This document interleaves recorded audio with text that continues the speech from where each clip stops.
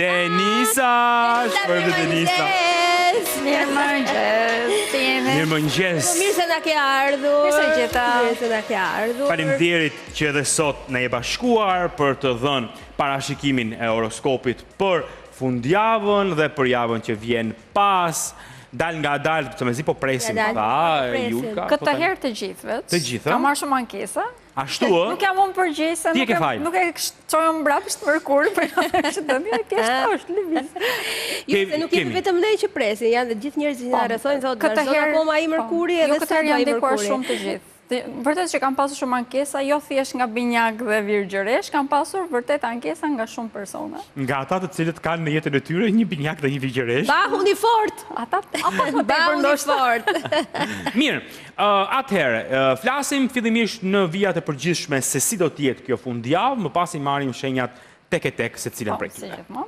Atëherë, kjo është java e fundit, siç e tha dhe ju, retrogradës së Merkurit, ka një ndikim shumë të rëndësishëm ose një veçantë. Java, më fal që të ndërpres, java e fundit të premte në ardhshme. Po, fiks javën të premte. Po, java e fundit. Po mirë se po bëj llogaritë. Po, një javë, kemi një javë fiks. Mezi po pres, domethënë. Me shumë të drejtë, nuk jam kundër dhomë. Jam shumë pro atje. Kjo është java e fundit dhe shumë vendimtare. Duke qenë se do të kemi një retrograd përsëri të Merkurit, e kam përmendur edhe më përpara, është 3 retrograda në vit. Kjo është e dyta që po kalojmë, do të kemi edhe një në nëntor. Ajo do të jetë tek shenja e Akrepit, dhe duke qenë se shenja e Akrepit mund të kemi rikthimin e problemeve në mënyrë toksike tashmë, pra zombifikimin e problemeve. Prandaj dhe në këto momente të gjitha temat që janë hapur, janë rikthyer nga e shkuara e të tjerë, duhet t'i mbyllim njëherë e mirë. Të mos nxitohemi, por t'i mbyllim, t'i sqarojmë gjërat në mënyrë që të mos kemi probleme në nëntor, në qoftë se ne i lëm të hapur. Pra në nëntor do bën zombi akrep. Po akrepat, kështu që nuk ka shpëtim. Në këto momente ka shumë persona që janë rikthyer individ edhe nga shkuara, nga fëmijëria e të tjerë, pra që nuk bëhet fjalë thjesht për partner, domethënë bëhet fjalë për persona që janë rikthyer në jetën tonë, për të na kujtuar një pjesë tonë, ndoshta ose për të na vënë në dukje se çfarë kemi pasur gabim. Po e gjen veten ti? Jo, akrepët. Akrepët. Më mendova. Kam ca mesazhe me akrepët. Mora me mend prandaj. Okej. Nuk u përfshiva. Tash okej, në rregull, ha? Jo.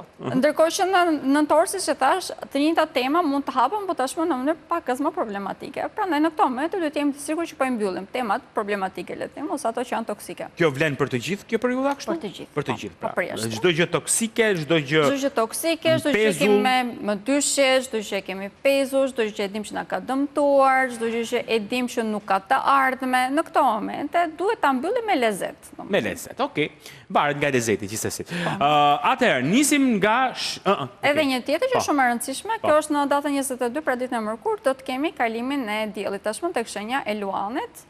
Dielli është drejtuesi i shenjës së Luanit, prandaj është një ndikim shumë pozitiv, futemi në energji më optimiste, bëhemi të gjithë, na ndikon të gjithë. Detyrimisht ata që janë Luan dhe me ascendent Luan ndikojnë më shumë, po them që tani. Aleluja! Okej.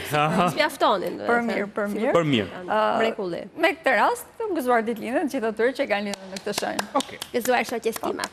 Edhe unë kushdo që është, nuk e di, s'kam ndonjë Luan kështu. Po ti e pra? Jo, po unë jam ascendent. Okej. Ai lindi njëherë. Okej, dakor. Unë kam ditëlindjen tek binjakërit. Nisim me shenjën e parë, dashin. Për shenjën e dashit, kjo është deri ditën e mërkur, normal që të vazhdojmë që të merrem me tematikat familjare, fokusojmë më tepër për të ndërtuar ose për të perceptuar tematikat këtu, dhe një të gjithëveshme dhe në lidhje me karierën. Faktikisht kjo deri ditën e mërkur është një periudhë ku edhe pak shplodhje, sepse puna deri në këtë moment mund na ketë lodhur dhe në këtë moment kemi një energji pak më të ulët. Arsye që është energjia e ulët është të ngadalësohemi dhe të mund të shplodhemi në lidhje me karierën. Falë kësaj të kemi mundësi që të perceptojmë se çfarë duam të bëjmë, ose çfarë duhet të heqim në disa raste nga jeta jonë. Për shenjën e dashit, ajo çfarë do t'i kushtojmë më tepër që të fokusohesh në këtë periudhë e fundit të retrogradës së Merkurit është marrëdhëniet familjare problematike ose problemet që ekzistojnë brenda shtëpisë, banesës pra. Kemi një mundësi vërtet shumë të madhe për të rregulluar ato ose për të mbyllur këto tematika në mënyrë që të krijojmë pas kësaj një jetë shumë herë më tepër të begat. Duke qenë se dielli do të kalojë tek shenja e Luanit, kjo për shenjën e dashit domethënë fat automatik. Jam shumë herë më tepër optimist në përqasjen karshi jetës dhe kemi shumë më tepër dinamikat të reja të cilat janë pozitive, të shëndetshme dhe argëtuese për ta, të cilat në këto momente i bëjnë që çdo gjë që avancojnë, që të bëjnë ta avancojnë më të themi, edhe ta argëtojnë në të njëjtën kohë, pra i marrin gjërat pak më tepër sportivitet. Kemi një element zjarri në këto momente, por pas kalim të diell tek shenja e Luan do të shtohet edhe më tepër. Kjo për shenë dashe do të thotë që duhet të jemi më të vëmendshëm përpara se të veprojmë. Pra duhet të jemi më të matur, vazhdojmë që të jemi të matur. Bukur. Shkojmë tek Demi tani. Demi. Shohim pak si do ta kenë këtë fundjavë, javën e mirë. Kjo fundjavë për shenë e Demit është një periudhë ku komunikimi është pakës me hope. Pra duhet jemi të vëmendshëm se çfarë themi. Retrograda e Mërkurit është në pikun e saj për shenë e Demit. Dhe për këtë arsye në qoftë se ata nxitohen atë çfarë thon, mund të prishin vërtet shumë relata, sidomos ato që kanë bërë në lidhje me punën, jetën e tyre profesionale.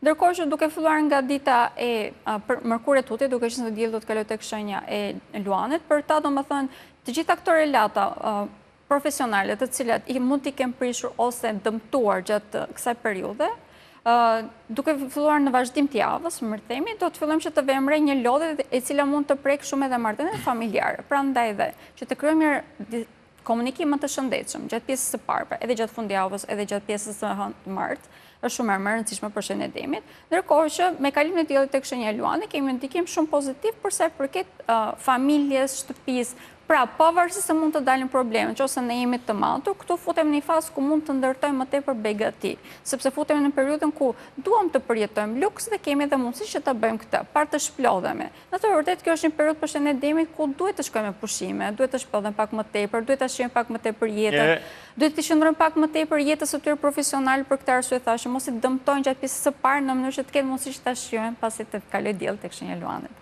Dakor. Kur shkojmë tani tek shenja më yll e horoskopit. Më yll është. Është java e fundit për ju, është vërtet vendimtare, këshilla e parë që do të ishte është në lidhje me harxhimet, mos e teproni, vërtet mos e teproni.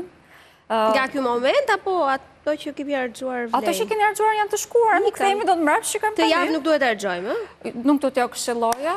Fare mi fare? Po jashtë buxhetit nuk do të dilni, nëse ka ngelur buxhet njëherë ndatë. Po ne kemi specialitet që të dalim jashtë buxhetit. Është bëhet goxha problematike. Bëhet goxha problematike nëse teproni, po. Do ta keni shumë të vështirë pastaj sepse mund të krijohen edhe probleme në të ardhmen, sepse mund t'ju duhet më tepër që të investoni pasi të kalojë retrograda e Mërkurit. Dhe Ti kthejmë ato që kemi blerë. Po, tani që po e mendoj, po kemi një vish Po, do t'ishte shumë e këshillueshme. Nuk po e them fare me shaka, është e këshillueshme sepse pas retrogradës së Mërkurit do t'ju dalin shumë mundësi që mund të bëni para më tepër. Prandaj dhe po e them që gjatë kësaj jave mos harxoni. Ja ke etiketat? Be jo akoma. Okej. Po. Ndërkohë që me kalimin e diellit tek shenja e Luanit, për ju domethënë tashmë fokusimi tek argëtimi më tepër, jeni shumë më të butë në mënyrë se si komunikoni, udhëtoni më tepër, keni më tepër një jetë sociale aktive dhe kjo normalisht ju bën gjithmonë jeni ashtu, po ju atëherë ndjeni më tepër argëtimi brenda shoqërisë.